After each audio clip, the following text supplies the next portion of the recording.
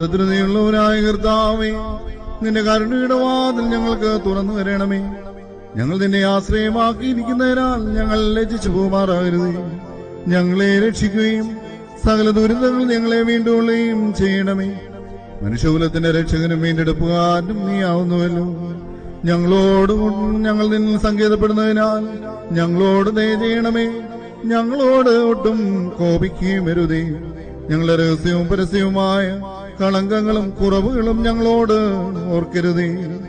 നീ ഞങ്ങളുടെ ദൈവവും ഞങ്ങൾ നിന്റെ ജനവും കൈവേലയുമാകിയാലും നിന്റെ നാമം ഞങ്ങളുടെ മേൽ വിളിക്കപ്പെട്ടിരിക്കുന്നതിനാൽ ഞങ്ങളെ സംരക്ഷിച്ച് നിനക്ക് പതിവുള്ള പ്രകാരം ആർദ്രതയോടും അനുകമ്പയോടും കൂടെ ഞങ്ങളുടെ ശത്രുക്കളിൽ നിന്നും ഞങ്ങളെ വീണ്ടുകൊള്ളണമേ.